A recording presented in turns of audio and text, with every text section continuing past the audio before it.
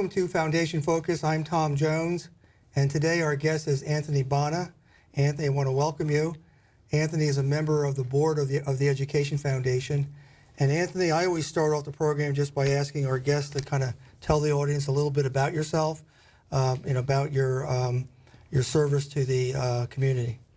Well, thank you, Tom. Thanks for having me on. And I've served on the board of the Education Foundation for almost a full year now. And I began my service when I was joined the county commission. And that's right. You were the, I guess, the immediate past county commissioner for District 2. District 2.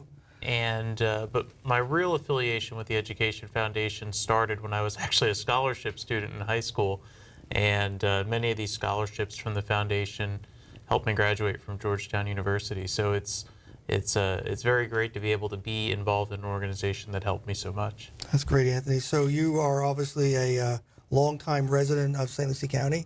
Are you a native? I was born in New York, but I've been here since I was 3. So we've been here since '90. And what are some of the schools at locals, public schools that you had gone to while you were a student?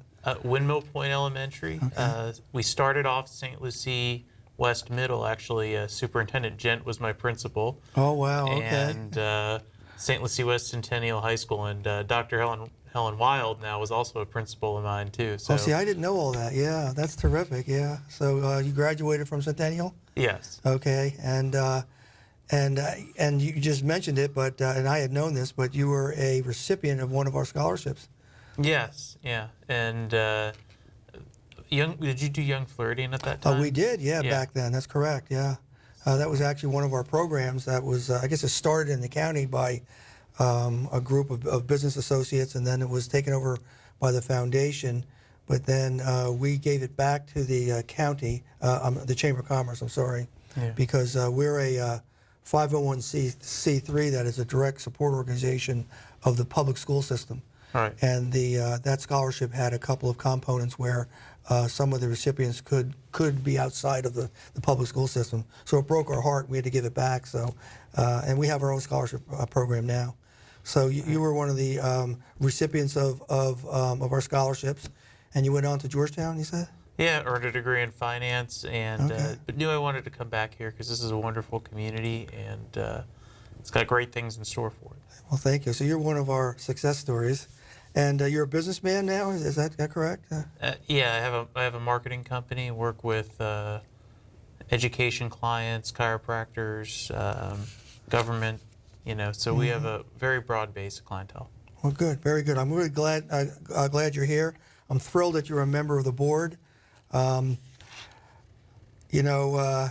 board is made up of several types of individuals. Some are affiliated with large corporations, and that's a really excellent focus for us because they have a lot of reach. But also, there's a huge segment of our board that are locally based residents that really have a real interest in the local community for many, many years.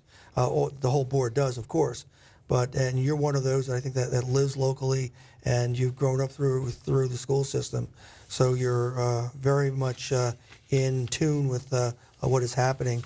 You just left your position as county commissioner, correct? Correct, yeah. And so I wanted to start off the conversation about what are some of the issues from the public's perspective and public education. What are some of the issues that you actually saw when you were working in public service?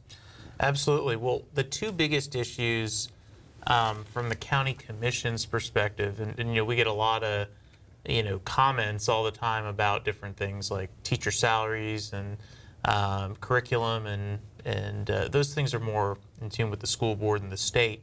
The two biggest issues that we dealt with were school safety, since we fund the sheriff's budget, and ensuring that we had the funding and resources for school resource deputies at every single school, and workforce readiness. I mean, we have a lot of big things coming with the port and the airport, and a lot of industry coming to our community, and we need to make sure that we have a well-trained workforce that can fill the jobs of I was going to say tomorrow, but really today. Yeah, so, you're right. Right now, with unemployment at a very low level, actually, and you probably know this better than I do, many businesses in our county are looking for talent. And here's a little fact that I learned. About 64% of the students in our public school district are in what's called career and technical ed, CTE type programs. And those are the programs that help students graduate work ready or focus on a career. So when they go on to higher education, they would be focused on, say, the medical field or the financial field or whatever. So the school district has a curriculum, if you will, that really does that. And what we do as a foundation is we support a lot of the CTE programs. We'll talk a little bit about it in a few minutes. But so, yes, you're right. On a countywide basis, there's a lot of there's a need for talent. And what we're trying to do as a partner with the school district is ensure that the students that are graduating and that want to work when they graduate work ready. In fact, we had started several years ago a program called STAR, that stood for Students at Risk, and we partnered with a couple of other civic organizations in the county, and the goal was to help the students that were struggling in high school and to help them focus on graduating and focus with work-ready skills. Unfortunately, that program today is silent. Not that it's gone, but we're actually looking at it and trying to resurrect it again in a slightly different fashion. But we were able to mentor students, a cadre of students, probably about 25 over the last several years. So, but you're right. I mean, to your overall point, workforce readiness is a big issue, and so I'd also like to spend a little bit of time talking about teacher grants, because our teacher grant program is our largest program every year, and it's actually written into our charter. When we were founded in 1990, we were created as a DSO, a direct support organization of St. Lucie Public School System, and that means we have only one client, and our one client has, oh my goodness, probably close to 40,000 students and about 4,000 professionals supporting those students, and pretty close to 40 schools. So it's a pretty complex and large school district. But one of our original parts of the charter is to support the programming and to advance public education. So we do that every single day. Always like to say that our view as a foundation is that the future of the world is in each classroom today. I think it's that critical, because we know that all of our future leaders and all of our future business people and our future teachers are in classroom right now, and we need to inspire them to graduate and move on to great careers. So teacher grants is part of that, and it's actually written in the charter. Yeah, and as you mentioned, the teacher grant program is the largest program that we do every year, and this year we're going to fund $25,000 in grants with help from the state matching grants program. And as the only foundation completely dedicated to public schools, we were going to provide 8 grants this year. That's right, yeah, and we're very proud of that number. In years past, it's been much larger. We sort of move along with the fundraising. Last year, we came across Hurricane Irma, and the reason why I mention that is that when Hurricane Irma hit, one of our biggest programs, which is the coupon book program, was just launching in our public schools. The schools closed for a week. We were actually out for several weeks at the school district level, so the program didn't do as well as we had planned. The earnings from that fundraising program actually funded this year's grant program. So, I'm personally disappointed with the overall dollar amount, but I'm not with the overall effort. It's a good effort. We're helping out a lot of programs. And I thought maybe we just have a conversation about what some of those programs are. What we focus on are helping our students graduate and go to college. We talked about the CTE programs. We'll talk a little bit more about that. But there's a program that was created by a group of guidance counselors several years ago, actually led by Fort Pierce Central High School, and it's called First Generation. And what this program does, this program works with students who would be the first generation in their family's history to go to college.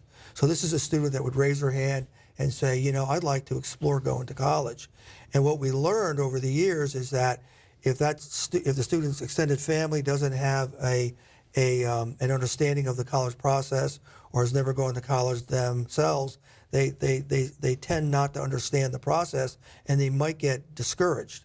So what we fund is a program that wraps around this student, that helps the student actually work in a group setting to actually learn how to place the applications, make sure they're taking all the necessary SAT tests, and it also culminates in a visit to a Florida State University. So it's a good program. I can remember last year I met this one student that received one of the scholarships, and from that overall program, she had gone through the whole program. She applied for a scholarship, and her father said to me that he was almost in tears. He was so proud of his child, and he said to me that he never even graduated from high school, but he always wanted better for his children. And this was a brilliant young lady that worked really hard under very tough circumstances, and she was going on to college with a scholarship. Well, Tom, I mean, what you're saying is ringing true for me, because I myself am a first generation. Oh, I didn't know that. There we go. College graduate, and I can tell you that kind of mentorship is critical to helping these students succeed. Having someone who can unpack the potential, Yeah. who can encourage, who can, because it's a challenging process, and they want lots of information and lots of detail and lots of effort, and so that kind of mentorship is really critical for our kids who may not otherwise get to go if left to their own devices. They need that extra push, and so that's a great program. What's also great about the first generation, it started at Central, but now it's going into other schools, and it's even come down to the elementary level. So some of the guidance counselors are seeing some value in bringing it in earlier and earlier and earlier. And we all know that there's a fork in the road, okay, as students going through school. And I had mentioned earlier, about 64% of our students tend to go into career and technical ed. And maybe you could just talk a little bit about the career and technical ed program in general. It's a very robust program in our school system. Right. I mean, that's the number one. I can tell you as a former commissioner, the number one thing that companies consider when they're coming here is how, is the workforce well trained, and just, and there's been a lot of discussion that not everybody wants to go to college, and you can make a good living with vocational education and vocational training. And so it's about giving opportunities to all of our students. That's a very good point. One of the things that I learned was that if you graduate with certifications in what we call today automotive engineering, and you go on to, say, Indian River State College, which has a great program for that, and you earn these patches, if you will, but the certifications in transmissions and electronics and brakes and all of that, with the right certifications, you can first of all start off making probably, and these are broad numbers, but they're fairly accurate, probably $30,000 to $40,000 graduating from high school. But I know within about 4 to 5 years, you can make close to $100,000 a year as an automotive technician. And the automobiles today are highly computerized, so there's a real skill set in that. And what we actually do with the foundation is that we support those certifications when they graduate.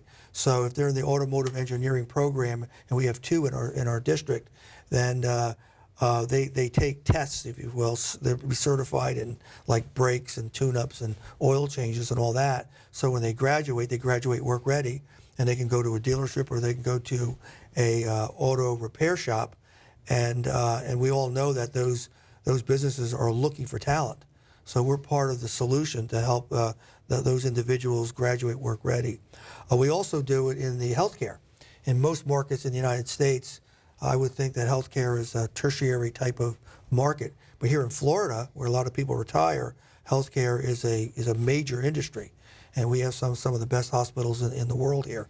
And what we do is at the high school level, what we do is we help them it's called Allied Health. That's the name of the program. But we help those students that are focusing on healthcare to get certified in certain areas as well, so they can graduate and they can go on to the nursing school, as an example, over at IRSC, and that would help them, or they can just work. Nursing is also one of the most in-demand careers. Exactly right. right. Yeah. Nursing's big, and not only that, even working in private industry. So you're working in a private practice. You want to work in a private office. Okay, you need skills. Like, for instance, you want to be able to monitor someone's heart. Well, that's a skill set that you could learn in high school to be hooked up to the EKG machine. And so that's a certification program, as an example, that we would fund. Okay, and linking with that, as if we're talking, we also learned just last year that the school district has now a goal to have a science lab in every elementary school. Okay, and so they have these science labs, and we learned that they needed a lot of support. We learned this last year to actually supply the science lab with all kinds of equipment. And so we focused last year on doing that.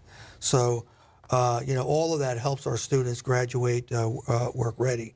Some of the things that we also do, Anthony, and you know this also, we also help our students with literacy, which is a big issue. And you were asking about education issues that were most important to me in that third grade reading level. Yeah.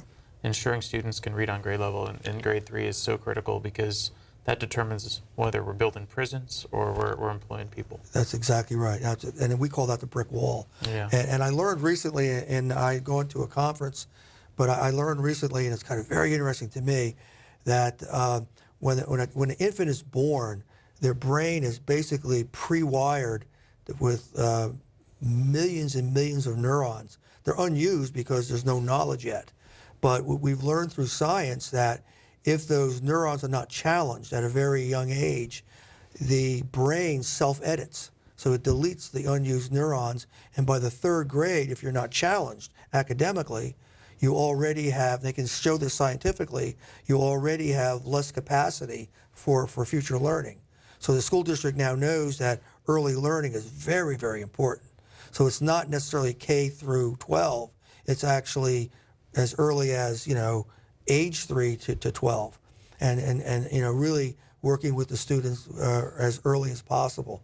So we do a lot of that. We gave grants this year. One is a learning program, and we also have a major grant that we give to another organization, a nonprofit that specializes in mentoring, and they actually we fund for them the hiring of a dedicated mentor at the third grade level. And what the schools do is they select a group of students that are struggling, and this mentor comes in on a regular basis. For that individual, it's basically a full-time job, but they're coming in on a regular basis, and they're teaching these young students how to read more proficiently. And I can tell you, because I've been doing this now for 3 years, last year there was a student that I met at the beginning of the program, and the student said, there's a lot of potential with this young man. And he was very shy. He didn't read well at all, and I came back at the end of the program, and he had a stack of books waiting for me, and he just kept reading and reading and reading. And the teacher said to the young man, "Mr. Jones has to go." I said, "No, I don't." I said, "I just wanted this student to really demonstrate his skill." And I personally have that story. I actually failed the second grade because I couldn't read, and it was really just because I didn't have a mentor. And once somebody mentored me and I learned the alphabet and I learned how to read, the whole world opened up to me.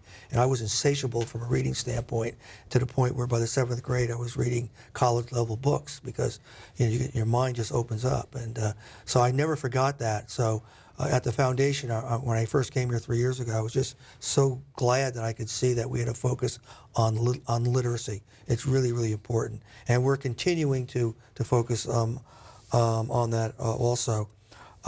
We also fund the science fair, right? STEM, science, technology, engineering, and math. And maybe you could talk a little bit about our science fair program. Well, yeah, at the annual science fair, over 300 students display their science projects at the IRSC Kite Center. And each year we have students that attend the state and national science fairs. and the Education Foundation supports those students by helping them pay for their travel expenses. Yeah, so that's a big program for us. I mean, I don't think the public really realizes that. And actually, I just learned that it's mandated now for every school to have a science program, a science fair program. So we expect that to grow a little bit too. Last year, I was walking down the hallway at the Kite Center, and I saw this 8th grader and had this little display, and I asked her, "Oh, well, tell me about your project." She says, "Well, I created an artificial pancreas." And I went, "Excuse me?" This is an 8th grader. And she wanted to show me about how a pancreas works and how she created this mechanical pancreas. And I just was just in awe. You know, this is an 8th grade student. I happen to know that she's now over in the MOA program, but this is a young scientist that has a passion. And it's kind of nice to see that. And you always glean these wonderful projects, and it's not just for brilliant students. Also, they all have a passion, and they're exploring, and it's the wonder of science that comes alive, and I just enjoy that so much. Mr. Paul Reeve runs that program for the school district, does a terrific job, but we're proud to be a sponsor of that. And every year, as you mentioned, a group of our students go on to state and national, and they've walked across the stage with recognition for their programs. So it really is exciting, and the school district has a terrific science program. So that's another part of the program that worked real well. I just want to mention also, this year we funded a listening center. There's many of our schools have, I'll call them pods. That's my language. I don't know exactly if that's correct, but there's a center where there's computers and all the classrooms are around it. So during certain times, you can go into a computer lab, and these computer labs have the ability to actually, if you were in terms of literacy, they could read back books at different grade levels. And so we funded those programs, and we funded the earbuds. I mean, it's something as simple as earbuds. If you don't have good earbuds or enough earbuds, and earbuds tend to get lost or they break and all, so they're always in need of extra supplies. So we stepped in as a foundation and supported that, and it was really nice to see that. So that's another little small program, So Another thing that the foundation does, part of our mission is to help our staff and teachers learn and improve their skills. that's a great one, yes. And this year we supported a program that helped teachers learn new strategies and ideas that help them become more effective teachers. And the program's called ECET2, which stands for Elevating and Celebrating Effective Teaching and Teachers. And it's part of a program sponsored by the Bill and Melinda Gates Foundation. That's right. This is a program that the district level created, and they tapped into this program, and they needed the foundation to step in and kind of help out with the unfunded portion of it.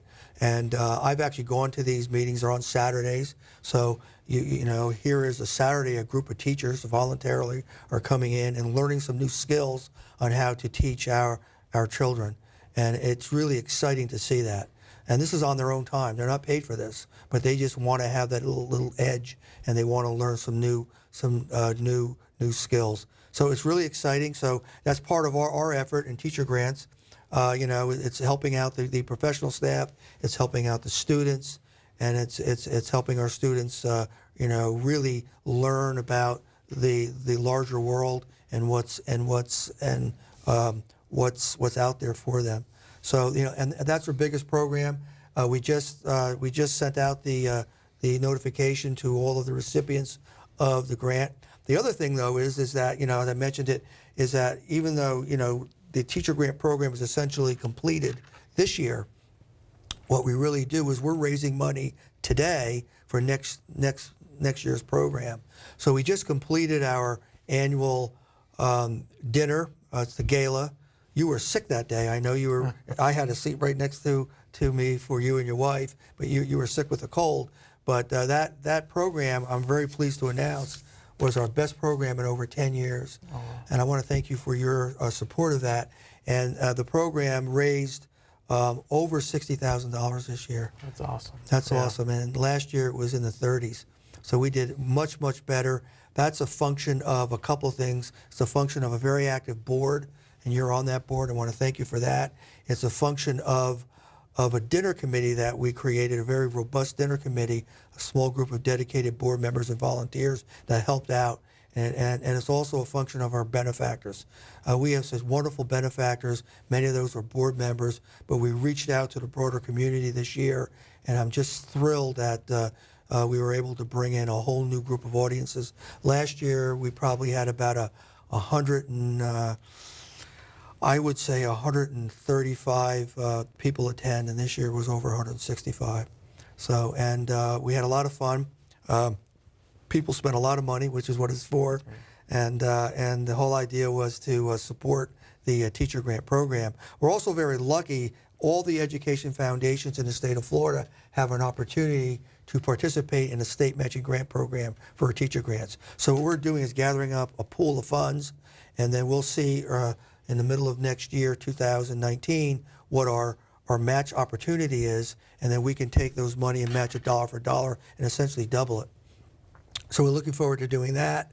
So, that's what's going on right now.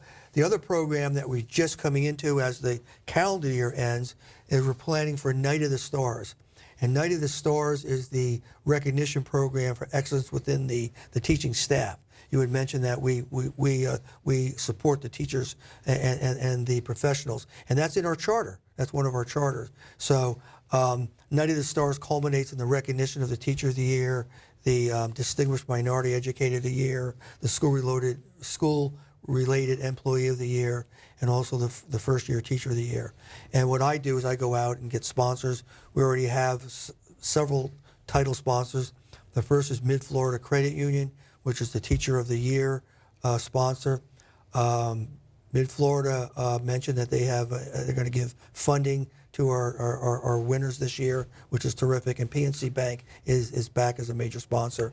And also Seacoast Bank just gave a very big sponsorship. So we're getting ready for the new year. We've got a full calendar. Anthony, I want to thank you for your leadership, and I want to thank you very much personally for coming on the board and staying with us. And I think that the latter part of this fiscal year will be a lot of fun. Well, thank you, Tom. This is a great organization. As I said, personally, the impact that it's had on my life is incredible, and just want to pay it forward and help all the students in our district. Well, thank you very much. And I'm just going to go into a real quick commercial. I've got limited time, but we're still selling our coupon book, and here it is. I'm shameless. Okay, I'm going to advertise. Lots of great deals in there. I use them all the time. Lots of great deals in here. There's a wide range of deals or coupon savings in Fort Pierce and St. Lucie County. The whole purpose is that the book is $25. $10 goes back to the school, $5 to the foundation, and that $5 goes right back into the teacher grant program that we had spoken about. So I want to thank everyone for listening in, and I want to wish all of you happy holidays. I also want to thank WLX TV for all of their support and sponsorship over the many, many years. And we'll see you in the new calendar year. Thank you very much.